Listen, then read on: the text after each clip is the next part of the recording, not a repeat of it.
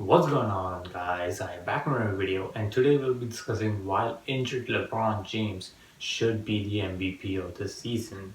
So I'm gonna start this video off by making a case of LeBron James, why I actually believe he should be the MVP, and then I'm gonna be comparing his MVP case on the other candidates. And trust me, there are a lot of candidates this year, which is pretty crazy. So the Los Angeles Lakers season started really well. They were winning a lot of games. They were in the second seed with Anthony Davis and LeBron James leading their way. But in the middle of February, Anthony Davis got hurt. Who I just want to point out wasn't playing at the Anthony Davis level. Like literally, Julius Randle had better stats than Anthony Davis. But obviously, some people will say oh, he was playing with LeBron James. There's another star player, so his averages will be low. But still, they weren't really better than Julius Randle. So come on, you gotta do better than that. So you can clearly see LeBron James was kind of putting this team under his back, and he was letting them to the wins. I know the Lakers were actually covering around the third seed, but yes, after LeBron James kind of just went into a little bit of a winning streak, the Lakers were the second seed. And after LeBron James got hurt, then that second seed went down pretty down.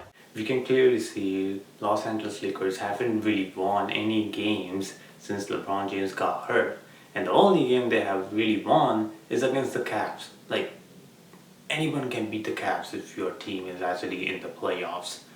So that really doesn't really count, but you can clearly see this Nick Young's tweet where he says, "See why LeBron James deserves to be the MVP." And I clearly agree with him. This award isn't about who's the dominant player in the NBA. It's about who's the most valuable player. And clearly Los Angeles Lakers are really losing, and it is happening because LeBron James isn't there. If LeBron was there, I would pretty arguably they could have gotten at least two of those games. But those were blowout games that the LA have to went through. And another game I really want to talk about is this one, where Los Angeles Lakers went up against this Orlando Magic team last night, which you can clearly see how great of an Orlando Magic team this is. I mean, clearly, thankfully, Lakers won last night, but they won by only 3 games. I mean, sorry, 3 points. Are you kidding me? You couldn't blow out this game? And they barely won that game. And it speaks volume because they're really missing LeBron James's presence in their team.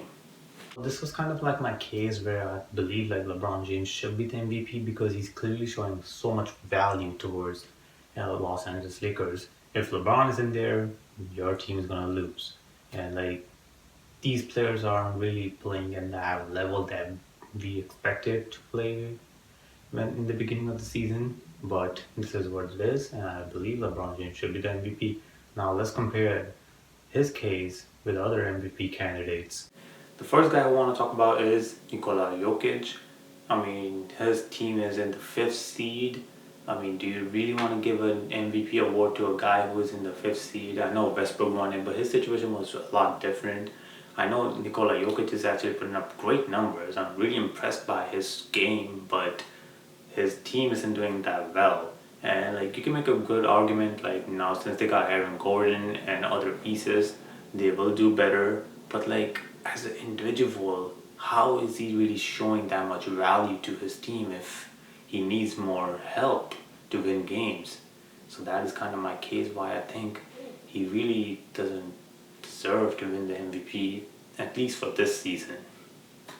And Los Angeles Lakers are still above the Denver Nuggets, even though they don't have Anthony Davis or LeBron James. The next MVP candidate we're going to be talking about is Damian Lillard.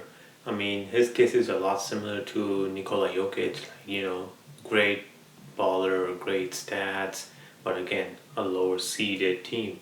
But I will give Damian Lillard some slack because CJ McCollum was injured and Yusuf Nurkic is injured. But come on, when comparing to LeBron James, LeBron didn't have Anthony Davis for a while as well, who is also a really good player. So I guess in that sense, everything balances out. and Dame just kind of failed to show his value at LeBron James's level and bring Trailblazers to a higher seat. But still, I mean, Dame Miller is playing really well, and he definitely deserves to be an MVP candidate. Now we're gonna get into something really interesting case, which is Joel Embiid's MVP case. So Joel Embiid and LeBron James' MVP case is really similar. You know, both of them were dominating their standings before they both got injured. But Joel Embiid's case is a little different because his team is actually doing really good without him, and Los Angeles Lakers are really bad. And like some people will say, like, okay, what if they had Anthony Davis? They still probably would have been winning games, right?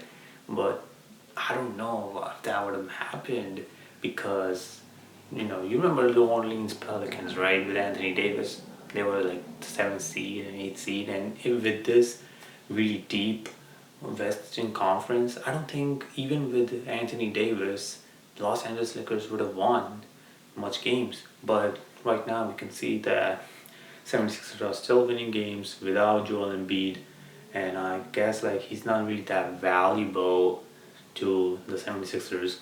Not saying like he's not valuable at all and Sixers can win a lot of games without him, but just saying that Joel Embiid is just not that valuable to 76ers that LeBron James is to the Lakers. Therefore, I think LeBron James has a better case for winning the MVP than Joel Embiid.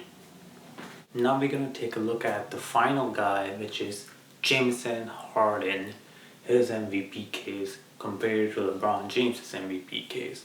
So I am not really going to focus on his Houston Rockets days. I know it should be kind of talked about, but I think it doesn't really matter that much, but it does matter a little bit. But for me, I think LeBron has a better case than James Harden because James Harden has always been playing with his superstar when he's in the Nets. First he played with Kevin Durant, then Kyrie Irving came, then they all three played together, and Kevin Durant went out, and then he played with Kyrie Irving. Now it's just recently that he's playing by himself. And even playing by himself, he has a lot of great role players. LaMarcus Aldridge has came to the Nets. Blake Griffin, I know they both are not like the same all-star caliber players, but they're still really good role players. On the other hand, LeBron James wasn't playing with a superstar all the time. He also played by himself. He also helped the Lakers win more games by himself.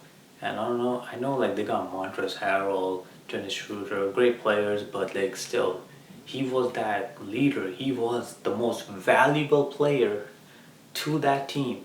And when I think about the most valuable player, I think of a guy who is actually the most valuable. Like if he's not here, your team sucks. And like this is what LeBron James has been doing.